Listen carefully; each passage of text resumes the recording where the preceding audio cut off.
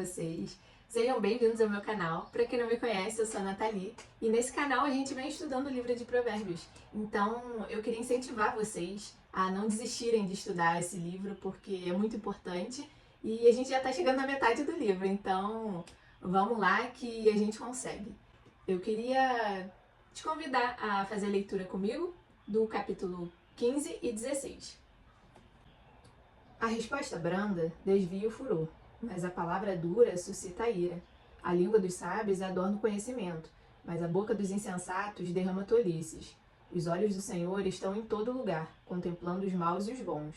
A língua serena é árvore de vida, mas a língua perversa esmaga o espírito. O insensato despreza a instrução de seu pai, mas o que aceita a repreensão consegue a prudência. Na casa do justo há grande tesouro, mas no lucro dos ímpios há infelicidade. As palavras dos sábios difundem o conhecimento, mas o coração dos insensatos não procede assim. O Senhor detesta o sacrifício dos ímpios, mas a oração dos retos é o seu prazer. O Senhor detesta o caminho do ímpio, mas ama o que segue a justiça. Disciplina rigorosa há para o que abandona o caminho, e quem odeia repreensão morrerá. O mundo dos mortos e o abismo estão expostos diante do Senhor, quanto mais o coração dos filhos dos homens. O zombador não gosta de quem o repreende, nem se aproxima dos sábios. O coração alegre embeleza o rosto, mas com a tristeza do coração o espírito se abate. O coração sábio busca o conhecimento, mas a boca dos insensatos se alimenta de estupidez. Para quem está aflito, todos os dias são maus, mas a vida de quem tem coração alegre é uma festa contínua. Melhor é o pouco, havendo temor do Senhor, do que um grande tesouro onde há inquietação. Melhor é um prato de legumes onde há amor, do que um boi inteiro acompanhado de ódio.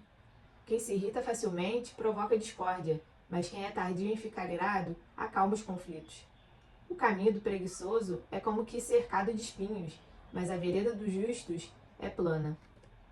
O filho sábio alegra o seu pai, mas o insensato despreza sua mãe.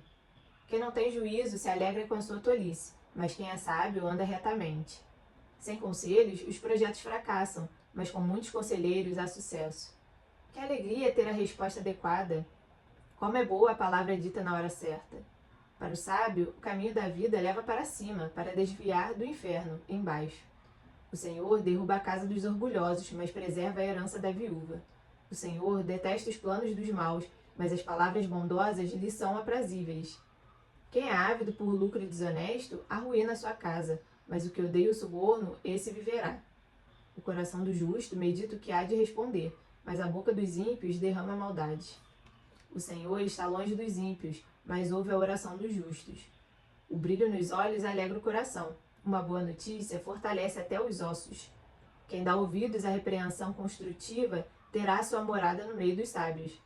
Quem rejeita a disciplina despreza a si mesmo, mas o que aceita a repreensão adquire o entendimento. O temor do Senhor é a instrução da sabedoria, e a humildade precede a honra. O coração do ser humano pode fazer planos, mas a resposta certa vem dos lábios do Senhor. Todos os caminhos de uma pessoa são puros aos seus próprios olhos, mas o Senhor sonda o espírito. Entregue suas obras ao Senhor, e o que você tem planejado se realizará. O Senhor fez todas as coisas para determinados fins, até o ímpio para o dia da calamidade. O Senhor detesta todo aquele que é orgulhoso, é evidente que este não ficará impune. Pela misericórdia e pela verdade se expia a culpa, e pelo temor do Senhor se evita o mal. Se os caminhos de alguém são agradáveis ao Senhor, ele faz com que até os seus inimigos vivam em paz com ele. Melhor é o pouco havendo justiça do que grandes rendimentos com injustiça. O coração do ser humano traça o seu caminho, mas o Senhor lhe dirige os passos. Nos lábios do rei se acham decisões autorizadas, que ele seja justo ao pronunciar uma sentença. Peso e balança justos pertencem ao Senhor. Obra sua são todos os pesos da bolsa. Os reis detestam a prática da maldade, porque o trono se estabelece pela justiça. Os lábios justos são o contentamento do rei, e ele ama o que fala coisas retas. O furor do rei é como um mensageiro da morte, mas o homem sábio consegue acalmá-lo. O semblante alegre do rei significa vida, e a sua bondade é como chuva fora de época. Quanto melhor é adquirir a sabedoria do que o ouro, e mais excelente é adquirir o entendimento do que a prata. O caminho dos retos é desviar-se do mal. Quem guarda o seu caminho preserva a sua vida. Antes da ruína vem a soberba, e o espírito orgulhoso precede a queda. Melhor é ser humilde de espírito com os humildes, do que repartir o despojo com os orgulhosos. Quem atenta para o ensino acha o bem, e o que confia no Senhor, esse é feliz. O sábio de coração é chamado prudente, e a doçura no falar aumenta o saber. O bom senso para aqueles que o possuem é fonte de vida, mas a tolice é a punição dos insensatos. O coração do sábio é mestre de sua boca, e aumenta a persuasão dos seus lábios. Palavras agradáveis são como favo de mel, doces para a alma e remédio para o corpo. Há caminho que parece direito ao ser humano, mas o fim dele é caminho de morte. A fome do trabalhador o faz trabalhar, porque a sua boca o incita a isso. O desprezível cava o mal, e nos seus lábios há como que fogo ardente. O perverso semeia discórdias, e o difamador separa os maiores amigos. O violento alicia o seu companheiro, e guia-o por um caminho que não é bom. Quem pisca os olhos imagina o mal. Quem morde os lábios o executa. Os cabelos brancos são uma coroa de honra que é encontrada no caminho da justiça. É melhor ter paciência do que ser herói de guerra. O que domina o seu espírito é melhor do que o que conquista uma cidade. Para fazer um sorteio são lançados os dados, mas toda decisão procede do Senhor. No capítulo 15, ele fala o tempo inteiro sobre o cuidado com as nossas palavras. Por exemplo, no versículo 1, ele fala: a resposta branda desvia o furor, mas a palavra dura suscita ira. No versículo 2, a língua dos sábios adorna o conhecimento, mas a boca dos insensatos derrama tolices. No versículo 4, a língua serena é árvore de vida, mas a língua perversa esmaga o espírito. No versículo 7, as palavras dos sábios difundem o conhecimento, mas o coração dos insensatos não procede assim. Então, a gente vê nesse capítulo vários versículos falando sobre as nossas palavras. E eu acho que isso remete ao que a gente precisa ter, que é o autocontrole. Você tem autocontrole? É preciso autocontrole para ser aquela pessoa que demora a falar. É preciso ter autocontrole para ser a pessoa que não quer sair imediatamente respondendo e falando besteira para qualquer pessoa que te faz mal. Uma pessoa sábia escolhe cuidadosamente as suas palavras. Uma pessoa sábia, ela é gentil e fala com amor. É preciso humildade e autocontrole para que a gente possa olhar para a gente e reconhecer que a gente precisa ter esse cuidado com as nossas palavras. É preciso autocontrole para ser lento no falar. E é preciso também que a gente dê ouvidos para as palavras de sabedoria que a gente aprende aqui na Palavra de Deus. Porque só dessa forma a gente consegue ter esse autocontrole. Salomão, nesse capítulo, assim como nos outros que a gente também viu, ele mostra como que as pessoas sábias buscam a sabedoria. Elas precisam ter humildade e reconhecer e aceitar a correção. Salomão, nesse texto, ele fala como que os sábios buscam a sabedoria. Também vemos nos outros e como que eles ouvem os conselhos e aceitam as correções. E para isso é preciso humildade, com certeza. A gente pode prestar atenção no versículo 32, que fala assim: quem rejeita a disciplina despreza a si mesmo, mas o que aceita a repreensão adquire entendimento. Ser sábio, ouvir conselhos, aceitar correção exige da gente humildade e disposição para receber aquilo que a gente precisa.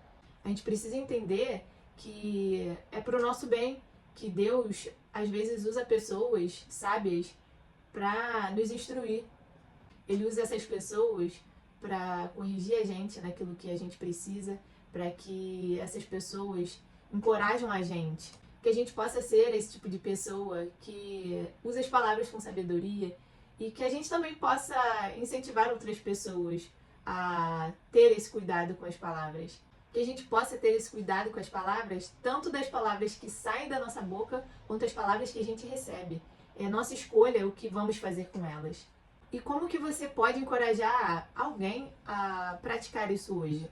Como que você pode olhar para dentro de si e buscar esse autocontrole? Esse capítulo, ele te mostrou algo sobre o coração de Deus? Sobre o que ele quer te ensinar? Agora, eu queria te perguntar, quem realmente está no comando da sua vida? Seu tempo, sua mente ou seu coração? No capítulo 16, no primeiro versículo, ele começa dizendo assim: o coração do ser humano pode fazer planos, mas a resposta certa vem dos lábios do Senhor. No versículo 3, ele diz assim: entregue as suas obras ao Senhor, e o que você tem planejado se realizará. Lá no versículo 9, diz assim: o coração do ser humano traça o seu próprio caminho, mas o Senhor lhe dirige os passos. E no versículo 33, ele também fala: para fazer um sorteio são lançados os dados, mas toda decisão procede do Senhor. A promessa ela é clara nesses versículos, que nós teremos a certeza do apoio e do conselho de Deus se a gente entregar todos os nossos caminhos nas mãos dele. Para pensar que bênção é a base da sua vida ser o Senhor, em vez das suas próprias certezas e convicções. Se apoiar nisso é como construir um castelo na areia. Mas é um privilégio a gente poder dedicar a nossa vida por completo ao Senhor. Cada pequeno ato de obediência no caminho, ao longo da sua vida, é um ato de fé. É realmente viver pela fé. O versículo que eu mais gosto desse capítulo é o capítulo 9, que fala assim: o coração do ser humano traça o seu caminho, mas o Senhor lhe dirige os passos. Sabe, quando eu era adolescente, eu sabia qual faculdade eu queria fazer, eu sabia qual trabalho que eu gostaria de ter, eu sabia até com qual idade eu queria casar. É natural que o ser humano planeje a sua vida, mas eu logo percebi que não seria tão simples assim. Deus, ele não guia a gente com uma flecha gigante, uma voz estrondosa vindo do céu, falando qual é o plano que ele tem para a nossa vida. Na minha vida, ele foi me guiando um passo de cada vez. A cada passo que eu dava, eu perguntava se estava me aproximando de Deus ou me afastando dele. Cada passo que eu dei, ele foi me mostrando o que era o sonho da Nathalie e o que ele tinha para minha vida, o sonho que ele tinha para minha vida. Ele nem precisou traçar todo o caminho. Ele foi me guiando um passo de cada vez, à medida que eu fui confiando nos propósitos e nos caminhos dele para minha vida. Até que teve um dia que eu olhei para trás e percebi: caramba, eu acho que eu estou exatamente onde ele quer que eu esteja, fazendo exatamente o que ele queria que eu fizesse. À medida que cada passo se desenrola na sua vida, você pode confiar que ele está te guiando para a sua vontade. Ele guia você para onde ele quer que você esteja, se você estiver sob o seu comando, sob a sua direção. E aí você tem uma escolha. Você pode continuar confiando nos seus próprios planos e ficar dando murro em ponta de faca, como diz o ditado, tentando fazer com que esses planos deem certo. Ou você pode confiar na vontade que Deus tem para sua vida. Você pode pedir para que os seus desejos sejam transformados nos desejos do Senhor. E dessa forma você tem a oportunidade de confiar em Deus, depositar a sua vida inteira nas mãos de Deus e confiar no processo, um passo de cada vez. E agora eu queria saber de qual forma que você tem confiado nas suas próprias forças ou nas forças do Todo-Poderoso. E quais áreas da sua vida, às vezes, você toma o controle das mãos de Deus? Reflita nisso e muito obrigada por terem assistido até aqui. Eu espero que essa palavra possa abençoar a sua vida e não se esqueça de se inscrever no meu canal, compartilhe com seus amigos, com a sua família, com as pessoas do seu trabalho. Um beijo e até o próximo vídeo. Tchau, tchau!